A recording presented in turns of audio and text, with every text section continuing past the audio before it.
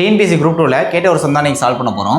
என்ன சொல்லியிருக்காங்க அப்படின்னா a/b 4/5 b/c 15/16 c² - a² + a² அப்படின்னா என்னன்னு கேட்டிருக்காங்க. ரைட்டா?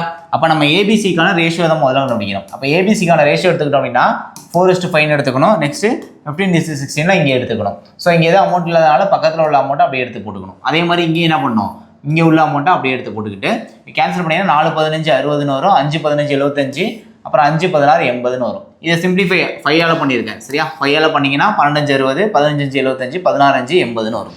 அப்போ ஏபிசியோட வேல்யூ என்ன கொடுத்துருக்காங்க அப்படின்னா 12, 15, 16 கொடுத்துருக்காங்க. நெக்ஸ்ட் இதில் எடுத்து நம்ம டேரெக்டாக சப்ஸ்டிட் பண்ண வேண்டியதான். இப்போ c²னா நெக்ஸ்ட் என்ன பண்ணோம், 16 ஸ்கொயர் பண்ண போறீங்க 256, a² 12 ஸ்கொயர் பண்ணணும் 144. இங்கே மைனஸ் பண்ணிக்கணும், கீழே ப்ளஸ் பண்ணிக்கணும். அதான் கொடுத்துருக்காங்க. மைனஸ் ப்ளஸ் மட்டும் தான் டிஃப்ரென்ஸாக இருக்குது. ஸோ மைனஸ் பண்ணிங்க அப்படின்னா நமக்கு 112 வரும், ப்ளஸ் பண்ணிங்கன்னா 400 வரும். ஸோ இதை நம்ம நெக்ஸ்ட் என்ன பண்ண போகிறோம், கேன்சல் பண்ண போகிறோம். இதை 16 டேபிள் அடிச்சிங்க அப்படின்னா 7 16 வந்து பார்த்தீங்கன்னா 112 வரும்.